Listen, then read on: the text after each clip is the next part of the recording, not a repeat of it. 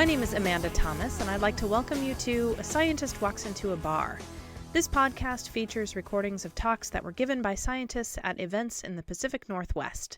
These events and this podcast are created by Via Productions, and we think that learning about science goes better with beer, so both the audience and the speaker are welcome to have a pint during the talk.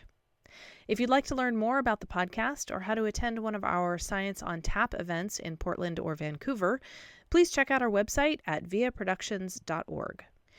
This episode is a recording of the talk Epigenetics, the Merger of Nature and Nurture, that was given by Dr. Lisa Sardinia from Pacific University. Lisa teaches environmental science and biology, specializing in microbiology and genetics.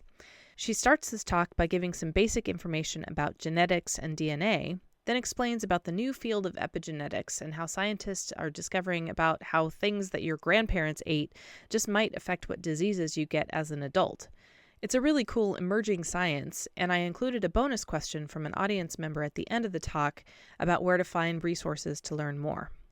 I've also synced the slides with this audio, so if you're able to see enhanced podcasts with the app you're using to listen, you should be able to see the slides as we go along. So here's what Lisa has to say on epigenetics. So I'm going to ask you all a question. How many of you ever heard the saying, you are what you eat? Yeah. And apparently I am vegetarian pizza, which is what I just had for dinner.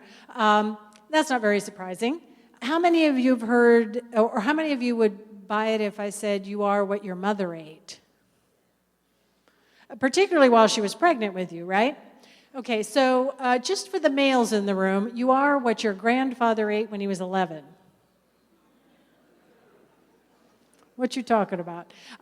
That's what we're going to talk about. Can things happen to individuals which do not cause major league mutations? I'm not talking about people your grandfather was eating next to a nuclear power plant. I'm talking about just normal lives. What kind of effects can that have in the future? So we're going to start this by heading to the snow-swept northern part of Sweden. Anyway, the northernmost county in Sweden is called Norrbotten. And until relatively recently, it was so isolated that the people there only got to eat what they grew. There were not, until very recently, regular deliveries to the grocery store. So if there was a crop failure, people died. People starved to death. And in fact, there are histories of this. So in 1800, 1812, and so forth, there was complete crop failure and intense suffering. However, some years, 1801, 1822, 28, and so forth, the land just poured forth food, far more than they could eat, but having starved sometime the year before, they just ate as much as they possibly could stuff into themselves. And many years later, in 1980, Dr. Lars Olof Bygren, who was a preventive health specialist at he is now at the Karolinska Institute in Stockholm, but he became interested in this and wondered what the effects were of this feast-famine kind of lifestyle, and not just what the effects were for the people who lived then, but were there any downstream effects? Were there effects on their descendants, on their children and their grandchildren? He became interested in this because he had been reading some studies about the same time that showed that there were effects about what parents experienced on their offspring. In particular, there was a study that was reported in a medical journal called The Lancet that said that pregnant women who ate poorly gave birth to children who, as adults, had a much higher rate of cardiovascular disease. So no, we're not talking about birth defects at birth. We're talking about something that doesn't show up until a long time later. And so Bygren wondered, I wonder if there could even be effects before a pregnancy. Could things that happen to individuals before they reached reproductive age, before they reproduced, have any effects on their offspring. This is actually, you can go and look online. There's a great Nova special, The Ghost in Your Genes. That's where that comes from. Okay, so Bygren went up to Norrbotten, that place way up in the north, and to a particular parish called the Overkalix Parish, where they had great records of agricultural records and had kept very good birth and death records of people throughout the years. And he picked 99 individuals randomly who were born in 1905. So this is past when that feast and famine thing was, 1905. And he looked back at the records of their parents and grandparents and combined that with the agricultural records. And what he found was that people who were born in 1905, whose males, these were all males, whose grandfathers had gone through 1 year of overabundance, so they had just gotten to gorge themselves when they were about 10 or 11. So their grandsons are now born in 1905. On average, those grandsons died 6 years earlier than their cohort. And if they controlled for certain socioeconomic factors, it was 32 years earlier. That's stunning. How could that possibly be? If you've read any evolutionary theory, this doesn't make any sense. There's no way this can possibly be happening. So, we'll better expand the sample size. Found the same thing. And if they looked at women and their granddaughters, not the exact same results, but if they had 1 year of overabundance as a child, their grandchildren died younger. So the question is, how could this be possible? Well, the answer lies, of course, in both nature and nurture. And in the years since Bygren first looked at this, the field of epigenetics has really come into its own. The term was coined a number of decades ago, but actual research into this area is pretty recent. Epigenetics means above, epi is above genetics, above the genome. And at its most basic, epigenetics is the study of changes in gene expression that don't involve changes in the genetic code that can be passed on from one generation to the next. Now, if you haven't taken a lot of genetics, that might sound like gobbledygook, but in fact, a lot of people, you can actually go to websites where there will be claims that this shows that evolution is not a fact, because I didn't read all of the papers. But before Darwin published his book on Origin of Species, there had been a number of people who had tried to explain change over time, and one of those was a guy named Lamarck. And Lamarckism basically says that organisms change over their lives and pass those characteristics on to their offspring. Giraffes stretch their necks to reach the leaves and then pass on longer necks to their offspring. Now, we know that that isn't the case now, but suddenly this sounds like things that happen during somebody's life can affect the gene expression of their offspring. So that is a little bit weird and requires some discussion. So before we continue our discussion of epigenetics, though, we need to make sure that everybody's sort of on the same page with genetics and some terminology. So we're going to call this our little Genetics 101 or Genetics Boot Camp. So the first term that everybody has to learn is phenotype. And a phenotype is any characteristic or measurable trait. Okay, so hair color, or some people's hair color, not my current hair color, is a genetic. I haven't seen my hair color in 15 years. I assume it, I have no idea what it is. It's not this.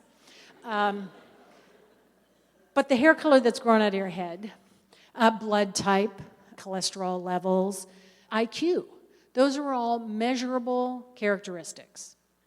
So any measurable by any means, it doesn't have to be that I can see it. If I could take your blood and do a test to determine your blood type, that's a measurable characteristic. Okay, so that is a phenotype. So we're going to do a little exercise about this. So this is called hitchhiker's thumb. Some people have hitchhiker's thumb and some people don't. It's a genetic characteristic. I have it. I did not know till I was an adult that some people did not. Because whatever you have is what everybody has, right? But I do remember the first time I discovered that some people couldn't bend their thumb back, and all I could think of was, how do you put in a thumbtack? Nevertheless, apparently they can do it. So everybody look, check yourself. You either have hitchhiker's thumb or you don't. I mean, you really, if you know you're bending one like that, that's not hitchhiker's thumb. Bend it backwards, okay? So everybody take a look at that's a phenotype. You either have hitchhiker's thumb or you don't. It's a binary thing. Okay, everybody remember your phenotype for that particular trait. Okay, so for the second trait that we're going to look at, I'm going to put this down in a second, but I want you to fold your hands, just like you're going to fold your hands in your lap. Okay, which thumb is on top? It's binary. It's your left or your right. Okay, and this is a genetic characteristic, and you know it is because do it the other way. Oh, it's wrong. It's so wrong. And it's a weird thing. This has nothing to do with your handedness, whether you're right-handed or left-handed, but everybody puts one thumb on top normally. There are a few outliers who are sort of ambidextrous on this, but most of you will feel better, will naturally have your left or right thumb on top. Remember, left or right, which one? Because there's going to be a test later. Okay. All right, so another term now is genotype. Your genotype is the genetic basis for your phenotype.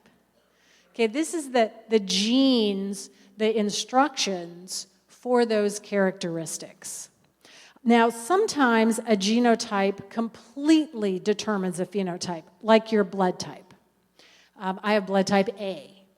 And if my parents had sent me to a Montessori school and fed me high-protein shakes, it would not have changed my blood type. Your environment doesn't change your blood. It is completely defined by your genotype. Then there are other genotypes that have a strong influence on your phenotype. Height.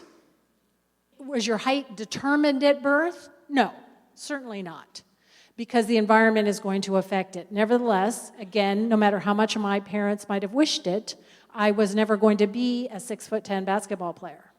And if I'd eaten very poorly, I still would not have been 3'2", right? My genotype gave me a range of heights with a little bit of environmental influence. Then we have things like intelligence or personality, which is a really complex blend of lots of genes with the environment. Okay, so your genotype is either going to determine or influence your phenotype. So what is your genotype? Well, a gene, and believe it or not, we could spend the whole rest of this time discussing the definition of a gene, or at least if you were all geneticists, we could go on and on about the definition of a gene. But here's the definition of a gene. I have the microphone, so I get to say. It's a section of DNA that provides instructions for a protein that determines or influences a trait. So it's a chunk of DNA is what we're going to talk about. And again, it either determines or influences all of your phenotype, all of your measurable traits. Now, everybody has, all humans have the same genes. Say, wait a minute, they all have the same genes? Yes, they do. That is, everybody in this room has a gene for blood type. What we have, some of us have are alternate forms of that gene called alleles.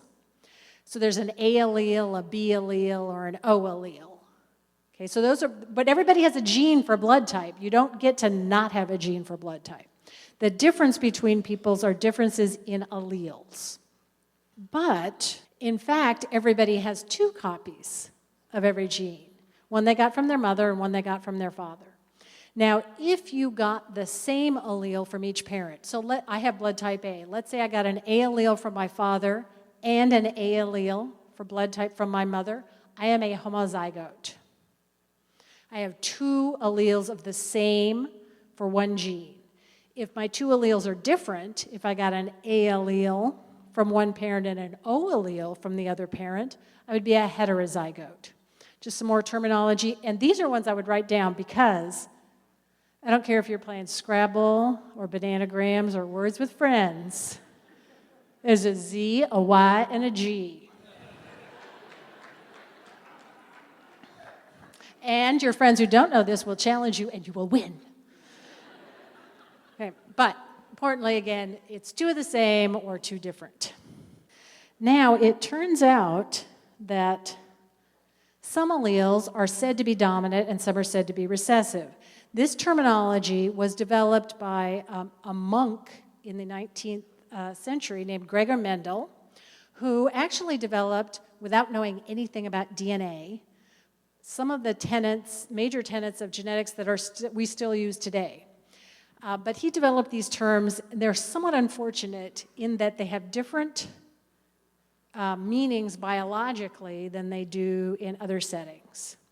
That is, if we look at this, dominant and recessive, what do you want, dominant alleles or recessive alleles? I want dominant alleles. But in genetics world, dominant does not mean bigger, better, stronger, or more common.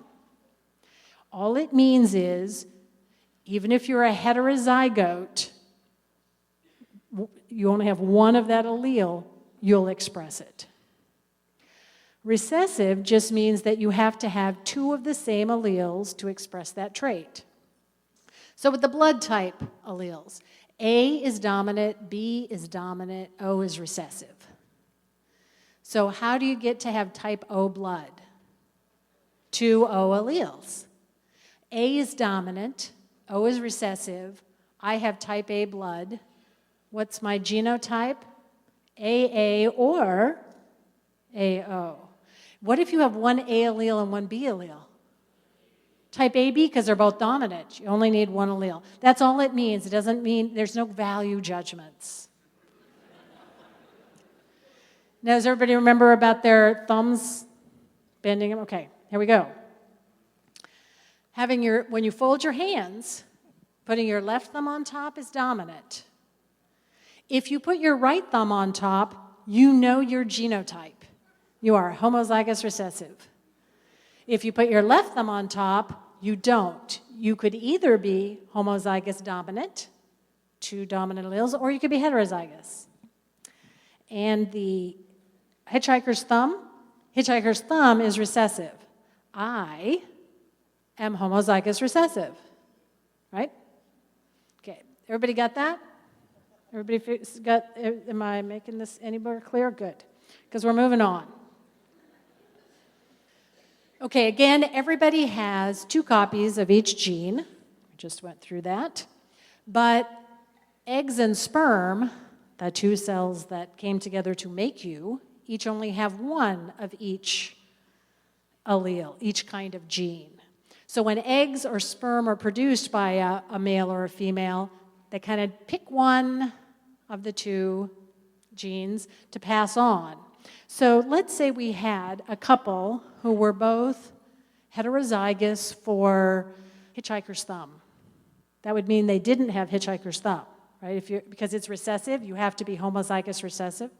So we have two heterozygote parents. They have a 1 in 4 chance of having a kid who does have hitchhiker's thumb. And this is where probability is always fun, because this does not mean that if they have 3 children who do not have hitchhiker's thumb, the 4th child will have hitchhiker's thumb. Every child is an independent event, but that's how it works. You get one of each from your parents. How do different alleles come into existence? Some people have hitchhiker's thumb and some don't. How did that even happen? How are there A and B and O alleles? Mutations.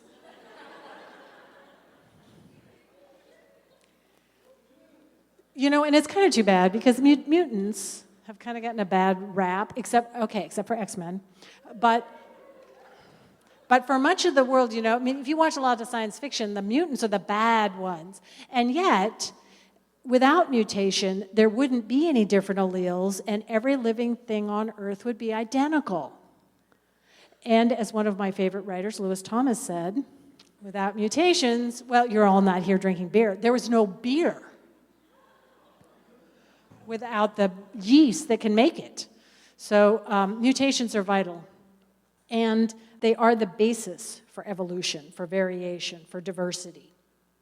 Well, what's actually happening here? So what are mutations and how do they affect traits? And now it's scary because now we get the scary chemical drawing on them. But is DNA the most beautiful molecule? Yep. So I said the genetic material is DNA. And so DNA is a chemical. And these are 3 cartoon drawings, different ways of drawing DNA. It's a chemical. It is, just like every other chemical on Earth, a bunch of atoms in a particular orientation, attached to one another in a particular, highly specific way. Just like this table. This table is made up of chemicals, of atoms that are arranged in a very specific manner.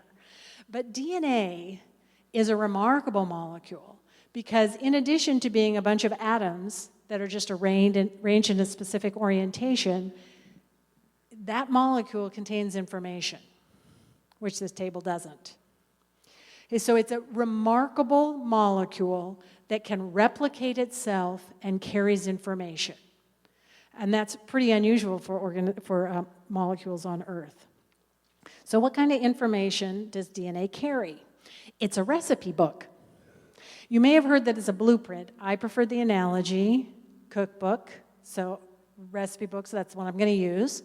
It contains recipes for proteins. That's kind of all it does, but it's all it needs to do. Proteins are also chemicals. That's what the whole world is, which is why I love it whenever you see something, they say, oh, here, buy our apples. They're organic. They don't contain chemicals. Wow. I would like to see a non-chemical apple. Or I would like to see an inorganic apple as well. Nevertheless, it's all chemicals, and so proteins are other chemicals. It's a different language of chemicals than DNA, and DNA contains the information that allows your cells to make proteins. Some proteins are structural, like there's a protein called keratin, makes up your fingernails and your hair. And your cells, all your cells, have the recipe, have the directions to make this protein.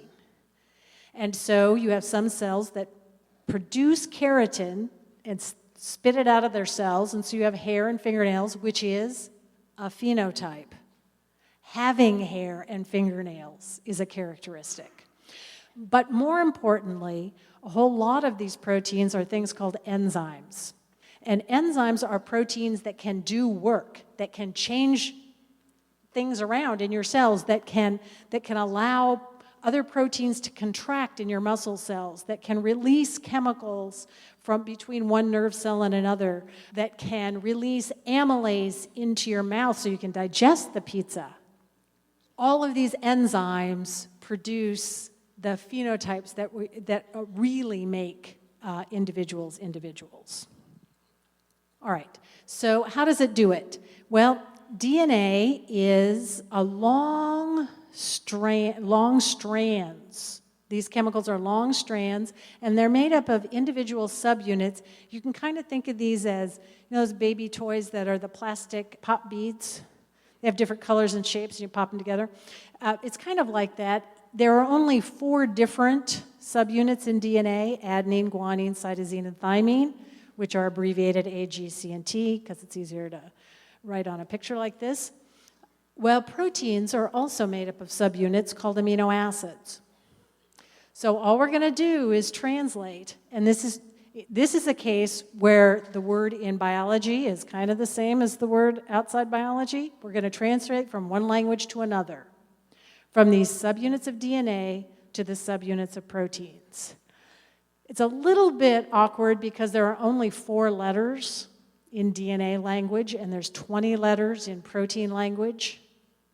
which is a little bit difficult for translation, but the cells work it out. So if you have 3 letters, you read the letters 3 at a time. From DNA, AAA means methionine, TTT means phenylalanine. These are amino acids. It's just a recipe. So the order of amino acids is determined by the order of subunits, A's, G's, C's, and T's, which means if you change one of those letters, then you change the amino acid in the protein, so you change the structure and function of the protein. My analogy on this one, I like analogies. Sometimes my students complain because I drive them into the ground. But here it is. So you got a recipe for oatmeal cookies. You could put raisins in the oatmeal cookies, or you could have a variation. You could change something, and you could put chocolate chips in the oatmeal cookies. I think that would be much better, but both of those would still be oatmeal cookies. Right? You just made a slight change. That can also happen here, a mutation. Just make a slight change, and instead of type A blood, you have type B blood. Sometimes, however, mutations don't work out. For those people who are very young and have never done anything but texting, you won't get this. For those of you who have actual keyboarding skills, maybe even took typing in high school, with touch typing. So you didn't look, you've done this when you've got all your fingers, you're typing, and sometimes you have put your fingers down one over. You're not paying, you type, and then you look, it's just gobbledygook. That can happen in the DNA. You could read one over or insert one extra character, and now you don't get any oatmeal cookies at all. You get garbage. And that's the difference between having the normal allele for hemoglobin and having that transports oxygen, and having the messed up one that causes sickle cell disease. One little typo. So mutations can just, different blood types, different eye color, but some mutations certainly can cause disease. All right, that was Genetics 101. Finally, we get to epigenetics. All right, so epigenetic mechanisms are understood or evident in 3 somewhat different areas. Probably the best understood and the most studied is development. So we'll talk about that first. We all started out as a fertilized egg. Another term for that is a zygote. ZYG again. There's that ZYG thing. So a zygote, that's up here on the top left, a fertilized egg, where a sperm and an egg came together, and you get one full complement of all of the DNA in that cell. Then that cell divided into 2 cells and 4 cells and 8 cells, and every one of those cells was absolutely identical. Their genes were absolutely identical. The proteins inside them were identical. As a matter of fact, at that 8-cell stage, if you had done this in a petri dish and you had split those 8 cells up, you could get identical octuplets. I don't know why you would want to do that, but you could. The cells are absolutely identical. But somewhere along the line, as those cells are dividing, they begin to differentiate. They begin to become somewhat different. Even though their DNA is still the same, they begin to specialize. And at first, it's a very vague differentiation. A few of the cells change so that they're going to go on to become all the cells of a human being. And some of the other cells are going to go on to become supporting tissues like the placenta and the umbilical cord. So they have the same DNA, but each cell is becoming a little more specialized. And that specialization continues. The cells keep dividing and specializing a little more as we get it to become an embryo. Cells keep dividing and specializing, and you get a fetus. Cells keep dividing and specializing until you get an infant, a born human being. It doesn't stop then. Cells keep dividing, and they keep differentiating. They keep changing some of their functions through childhood and everybody's favorite time, adolescence, until adulthood. So every single cell in an adult human being has the same DNA. So how do those cells know that they should be liver cells or muscle cells? Every cell in your body has a gene, has a recipe to make keratin, but your liver cells are not growing hair. So how do they know not to do that? The gene is there. They've got, all the cells have the whole recipe book. How does that happen? Epigenetic changes. So not changing the DNA is the A's, G's, C's, and T's. A mutation is something that changes one of those. We're not talking about mutations. We're talking about semi-reversible little tags that are added called epigenetic tags. And primarily these tags are little chemical groups called methyl groups, a carbon with 3 hydrogens. There are a few others, but this is the primary one. And there are 2 primary ways. Can't have 2 primary ways, can you? Two main ways that this works. One is that there are enzymes in the cell that can attach these methyl groups directly to the DNA. They're like sticky notes. Okay, they could be taken off, but once they're attached, they'll stick there. They don't just wander on and off. They're specifically put on, and if these sticky notes, these methyl groups, are attached to a gene that the cell doesn't want to express anymore, it turns it off. It's like a stop sign. So put these sticky notes on, don't use this gene. So the liver cells have a bunch of sticky notes on the keratin gene. And again, back to my cookbook analogy, I have not left this yet. For those of you like me who like to cook, you might have little sticky notes. This is a really good recipe, or sometimes you want to change it, but never make this again. So that is one way that the cells know which genes to use. The other has to do with the fact that there's a lot of DNA in your cells. So each one of your cells, do you know how many cells make you up, how many individual cells you are? Billions and billions, like trillions and trillions. Maybe 50 trillion or 20 or 40. It's hard to say. People kind of argue about this, but let's say 50 trillion cells. Every cell has DNA in it. But your cells are really tiny. You can't see them without a microscope, an individual cell. But if we took the DNA out of a single cell and we stretched it all out, it's all coiled up, stretched it all out full length from a single cell that you can't see without a microscope, stretch it all out, it would be about 1 meter long. It's really thin, so you probably couldn't see it, but it'd be long. And here is your useless fact for today. If we had a volunteer from the audience that we would grind up and extract all their DNA from all their 50 trillion cells and take all that DNA and stretch it out, like end to end. So here's one cell's DNA. Here's the next cell's DNA, right? Stretch it all out. It would reach from the Earth to the moon and back 6,000 times. You have a lot of DNA. Okay, so you've got all this DNA, and it's got to get into this microscopic cell. So there's a couple of possibilities. The sleeping bag in the stuffed sack approach. That seems less optimal because there could be tangling.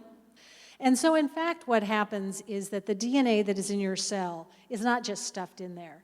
It is wound around proteins very, very carefully, like thread around a spool.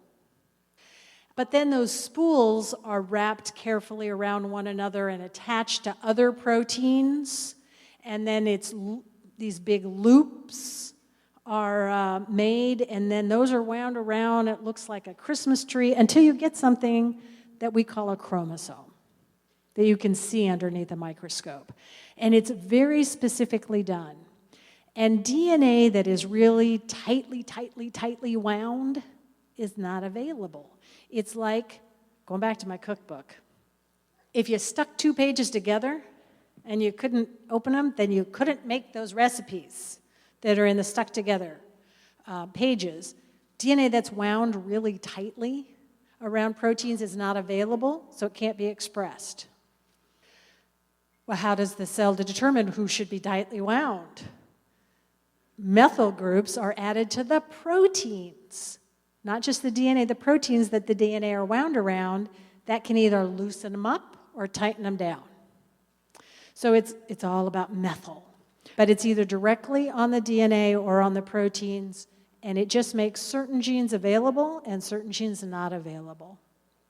And during development, some genes get turned off permanently. The sticky notes are on there. It's like, never, ever use this gene again. It was really important when you were growing and you, as an embryo, and you had a tail and webs between your fingers, but you don't need it anymore. Okay, so that's development. It's really cool. The only issue right now is that what I just told you is some nice what we call phenomenology. So the real question, though, is how does the cell know when to turn this one off and which cell is turning that? And that is what keeps developmental biologists busy. So I don't have any answers for that right now, but that's what's happening. The programming is the key. Imprinting. We're going sort of in the order of more interesting things, I think. So here we are back to the liger and the tigon.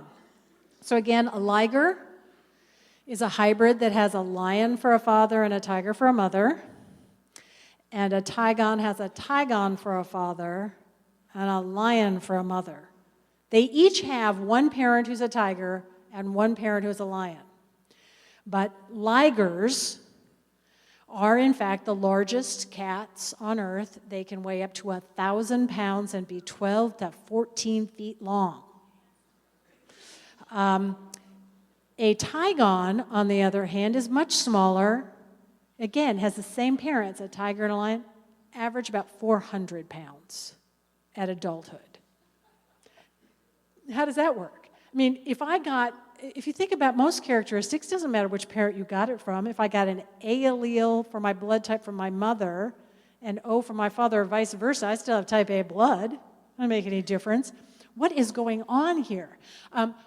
Also, just one thing, in just case people are wondering about this, are there a lot of ligers and tigons in the world? There are not. Why not?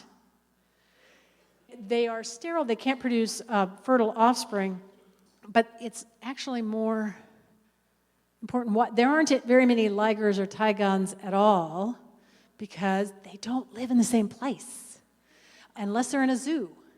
So they don't wander upon each other in the wild. So it only happens in captivity. So what's the deal here? Why does it seem to matter which one is the daddy and which one is the mommy? Well, it turns out that whole methylation thing, that tagging, is not always exactly the same in males and females. This was quite a surprise. So I don't know why you can see this, but I'll talk you through it. It doesn't matter. Whether you can see it all that well or not, I know what it says. Genetic imprinting like this was actually discovered recently, 1984. Okay, this is not something that was known for a long time. And it occurs in somewhere between 70 and currently 156 genes, or maybe more, or maybe 1,200. What I'm trying to say is people are still working on this and they're discovering them. Back in the olden days, when I was in school, there were like 4 genes that were imprinted. It's this crazy thing, we'll never find it anywhere else. And of course, once you start looking for it, you find it. But we're going to use a silly example, and then I'll try to explain how this works. This is kind of complicated, but here's the deal. Remember, you have the same DNA in every cell, right? You got one copy of each gene from your mother, one copy from your father. When reproductive cells are being made, eggs in the ovaries, sperm in the testes, they're going to have the number of chromosomes. So instead of 2 copies of the eye color gene, each egg or sperm will only have 1 copy. I'm going to divide those in half. But while that's happening, for certain genes, and I think right now they're pretty sure that it's at least 156. I checked this just before I came, and there were 156 for sure. For those certain genes in the ovaries, females will add methyl groups to some of those and not others. And in the testes, they're making sperm, methyl groups will be added to some of those genes and not others. And it'll be different in the two parents. And if you methylate, if you add these tags, it means don't use this gene. So it's kind of like you only got one, because one of your parents imprints it, turns it off, and the other one doesn't. So this shows we have Tina and Tom. These are our parents. And we have three genes here. These are silly ones about whether or not you like spicy food. And the dominant allele, big A, causes you to dislike spicy foods. So if you have even one big A, you don't like spicy foods. And little a means you eat jalapeno donuts. Then the B gene, the dominant allele, causes or results in a normal risk for cancer, and the recessive allele has an increased risk for cancer. This is just made up. And then the C gene is, if you have the recessive allele that Tina has, you're proficient at crossword puzzles. If you have the dominant allele, you are no good at crossword puzzles. So if we just took those ABC alleles from Tina and from Tom, and we have their son, who is, you can't see there, but his name's Tim. If we just looked at that A, B, and C up there, then Tim would be heterozygous for each of those, big A, big B, little b, big C, little c, if that sperm and that egg got together. And Tim would dislike spicy foods, have a normal risk of cancer, and not be very good at crossword puzzles. However, in Tina's ovaries, she added methyl groups to her B gene, knocking it out, essentially it doesn't even exist. And Tom, in Tom's testes, where sperm are being produced, his C gene is knocked out as though it doesn't exist. So, in fact, little Timmy's phenotype is now going to be different than you would expect from his genotype, because some of his alleles are not being expressed because they've been tagged epigenetically by his parents. And that's maintained. That happened at the fertilized egg, and then as that cell divided into 2, into 4, into 8, and into an embryo, into a fetus, it maintains those methyl tags. The cell says, well, the C allele big C allele used to be methylated, we better methylate it again every time a cell divides. So little Timmy, in all of his cells, has this same epigenetic pattern, except in his testes, where he strips them all off and remethylates them in the male-specific manner, which means he doesn't tag B genes, but he does tag C genes. Okay, it's dead silence. Okay, so first of all, this is somewhat difficult to understand, but even if you sat down and you figured it all out, why would this happen? What could possibly be the reason for this? Well, nobody knows. I mean, nobody's like telling. There's no little manual. There are two hypotheses right now. The first one is one I get in trouble for explaining sometimes to my classes who think I am saying this is some sort of value judgment. I am not. A number of the genes that get imprinted parentally are involved in development. They're very active when a fetus is growing. They're not active in adults. So what does that have to do with anything? Well, it has to do with the fact that also this imprinting business only occurs in placental mammals, but not in reptiles or birds or anything. And it turns out that there are a number of strategies for reproduction, for being successful evolutionarily, and those for placental mammals differ whether you're a male or a female. And that is because females, placental mammals again, I'm not talking about fish or oak trees. In placental mammals, females carry offspring, they get pregnant and carry offspring for a while before they give birth, which costs energetically an awful lot. Males produce sperm, which energetically speaking is cheap. I know. See, I'm going to get in trouble here. I'm just scientifically speaking. So there's a couple of strategies here. One is if you are a placental mammal, female, any placental mammal, and you want to be evolutionarily successful, you not only have to give birth to offspring, they have to reach reproductive age. So you need to put, because females can only have a certain number of offspring, they need to put a lot of energy into them. Another strategy, and this is one that's used by lots of non-mammals, and that is just to have lots. Fish. Just put them all out there, most of them will die, but some will make it. Don't put a lot of energy into it. Male mammals can theoretically have far more offspring than female mammals can. And there's another little thing here. For most placental mammals, it is not possible for the males to know that offspring are theirs. And here's what I mean. You may have seen this if you've ever had a cat that had kittens, all the kittens in a litter don't have to have the same father. The female can get sperm from two different males, and there can be kittens from different fathers. Well, if that's the case, and remember, there's not a lot of thought going in. I'm talking evolutionarily what's happening. But for males, if it's not possible to know that only your offspring will be growing in this cat's womb, if only some of those kittens in there are yours, they need to grow fast, bigger and faster and stronger than the other ones from that other father, so that yours will survive. So there's going to be selective pressure for alleles that produce bigger, stronger kittens that grow faster. If you're the female, you have to be a little cautious on this, because if they're too big, they grow too fast, they could harm the female during birth. She won't be able to take care of them. She won't be reproductively successful. A number of the genes that are imprinted have to do with fetal growth.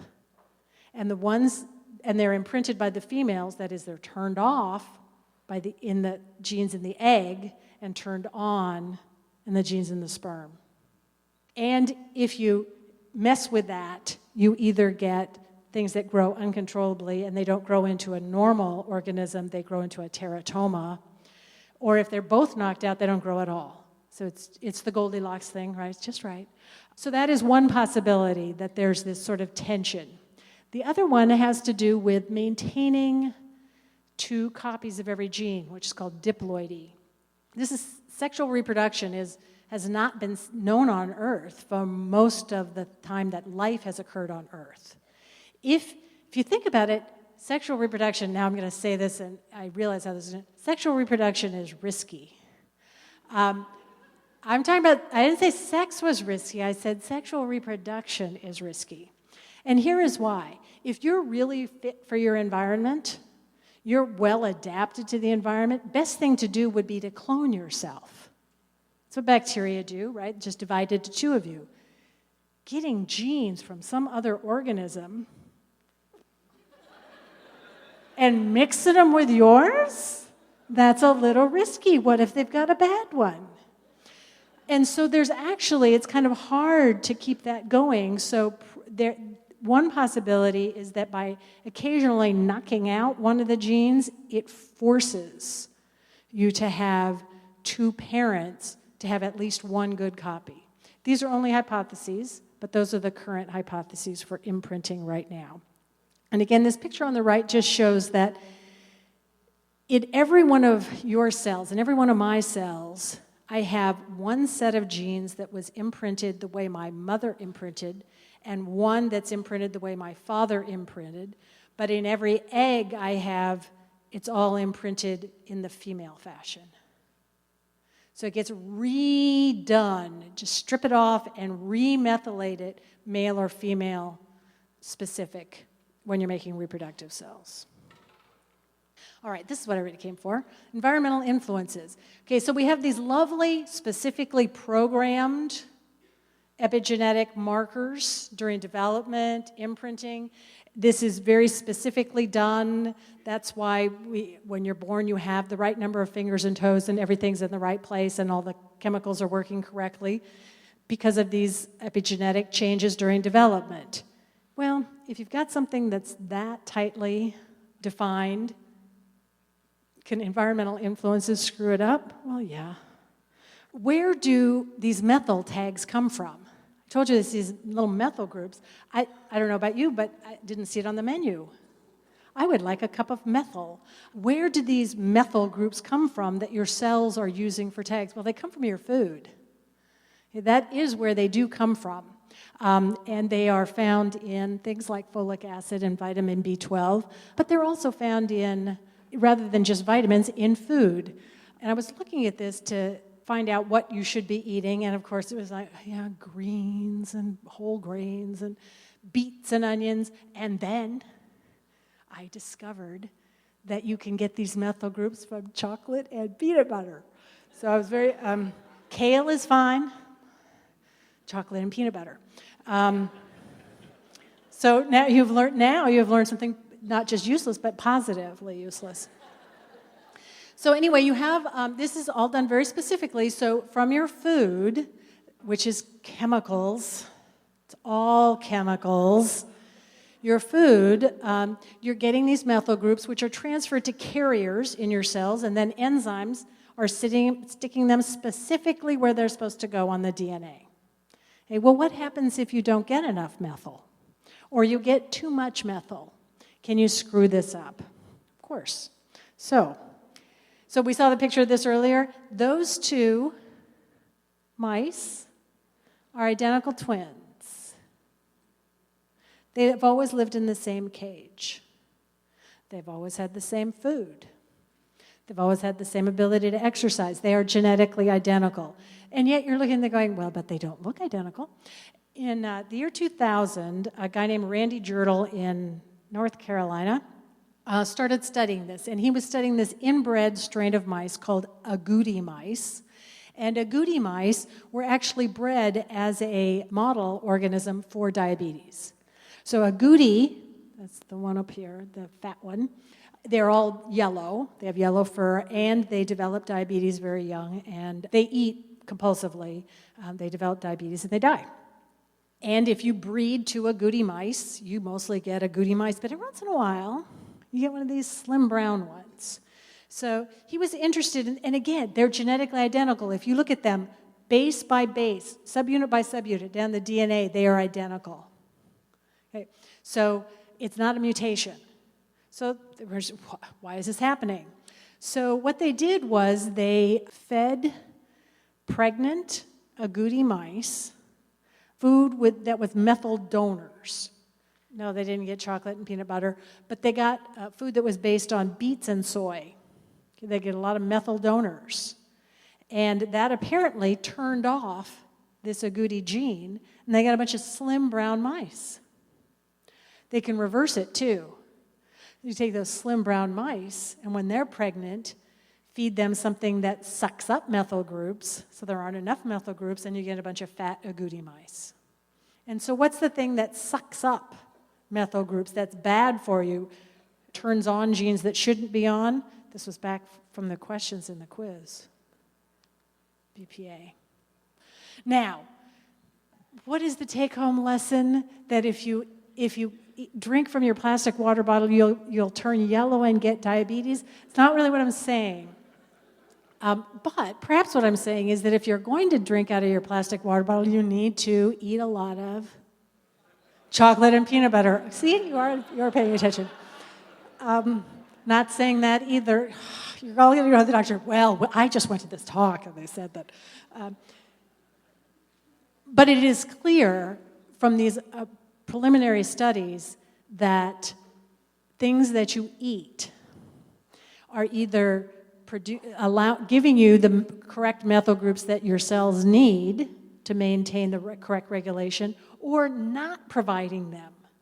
So they're not necessarily sucking it off the DNA, but now your enzymes can't correctly methylate the DNA. Fairly preliminary studies, but still pretty cool.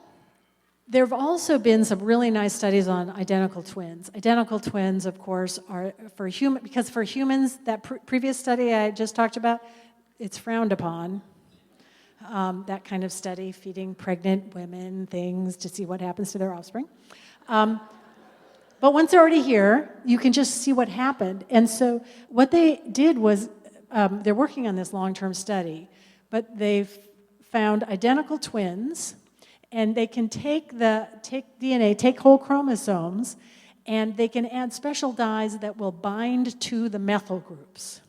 And then they can take the picture of where it binds, where these fluorescent dyes bind on one kid's chromosome and on the other kid's chromosome, and sort of do an overlay. The computer does this for you. And wherever it lights up yellow, it says they have epigenetic tags in the same place. They're methylated in the same way.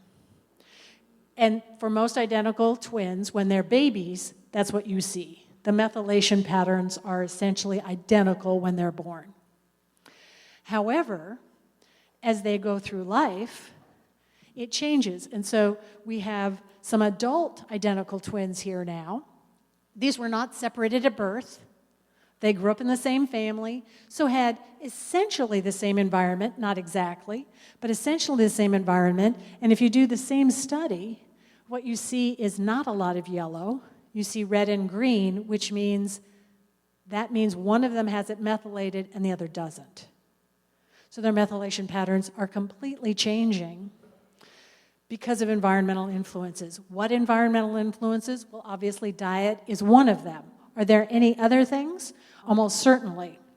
And again, this is one of my favorite, we'll have fun here in a second. Is there something else besides diet? Well, again, doing some examples with a rat. Would you be a good mother rat? Well, here's what, you're a good mother rat if you lick your rats. Okay, that's what kind of defines a good mother rat. You should feed them as well. But licking them is really important. How important? I'll show you. Maybe. Yep, there it is. Okay. All right. What kind of mother are you? Deep in the brain of a newborn rat pup, methyl molecules, green, silence the GR gene. When it's active, the GR gene produces a protein that helps the body relax after a stressful event. The type of care a pup receives from its mother during the first week of life can change the expression of this gene. I get to be the rat mom. Ready? Oh, lick, lick, lick, lick. I love my little rat baby. Oh, sweet little rat. Oh. Your licking and grooming has made your pup's GR gene more active. This will make it a little bit easier for your pup to relax after stress. Your pup's GR gene will most likely look like this for the rest of its life. In fact, the amount of nurturing you gave to your pup will have a major impact on its adult personality. But let's see now what happens when... What's over here? Oh, look what's over... Oh, I was supposed to... Yeah, whatever. It looks like you had better things to do, since you didn't lick and groom your pup very much. Its GR gene is still inactive. Your pup will have a hard time relaxing after stress. Your pup's GR gene will most likely look like this for the rest of its life. In fact, the amount of nurturing you gave to your pup will have a major impact on its adult personality. Okay, so that's rats. What about in humans? Does this have any, is there any corollary? Right now, the whole field of environmental epigenetics is so brand new that what we've got is a little study over here, a little study over here, a little study over here. But here's what I will tell you. Some interesting things that have been discovered recently. If you look in the brains at the DNA from brain cells of individuals who have committed suicide, they have a different methylation pattern of their DNA than the brains of people who died who didn't commit suicide. And it's pretty similar in all the brains they've looked at of people who've committed suicide. And that same altered methylation pattern has been found in the brains of adults who were abused as children. So it's not just diet, physical, emotional, environmental, epigenetic effects may be happening. Now, what are they? They're just beginning to look at this. And since 18,000 of your 22,000 genes are expressed in your brain, this is going to take a while. Nevertheless, the important thing to note is that these are Again, not mutations. These are epigenetic tags. But again, as you saw in the quiz at the beginning, at least in fruit flies, they can be passed on for 13 generations. Is that going to be true for humans? Fruit flies have shorter generations, so it's easier to see. But is it possible that the children of abused children could have an altered methylation pattern? We don't know yet, but these are just sort of interesting things that are being seen. And I'm always happy whenever I learn of some other reason why it's not my fault. So it's my epigenome that is doing this. I had nothing to do with it. And right now, how many people had heard of the Human Genome Project? All right, to identify all the bases in the human genome. We did that. So next thing now is the Epigenome Project, trying to find out what's the sort of baseline methylation pattern in a human, and then how is that changed in different situations. Hi, do you have a book that you could recommend that makes it as accessible as this? Yeah. It's not too technical. Yeah, I don't. And here's the problem. This really is a problem. It's the same thing I have when I teach my molecular biology class. This stuff moves so fast that by the time it's in a book, it's old. I will recommend a website, though, and it's I know it sounds silly, it's the Lick Your Rat website. It's not the Lick Your Rat website. It has it on there. It is a really excellent website that has a lot of links. So it's the University of Utah. Yeah, I love the University of Utah. Do you know that this is one of the best genetics programs in the entire country, especially for human genetics? And it does actually have to do with the fact that there are a lot of Mormons in the area. They have these genealogies that are so useful for this because, again, there's these rules about experimenting on humans. So, Lisa, I don't know why the projector isn't showing that very well, but it's okay. you It's can't read it. Learn. So there's no www.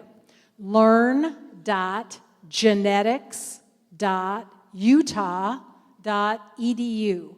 Although if you type in Google, lick your rats, you will actually get this website. I'm not making that up. LearnGeneticsUtah.edu. And there are actually, not a joke, a lot of resources there. And there we have it. Thanks for listening. We currently have a fundraising campaign going through mid-December 2014 to help cover production costs for this podcast and for our events. So if you've enjoyed this episode, I'd greatly appreciate you checking it out.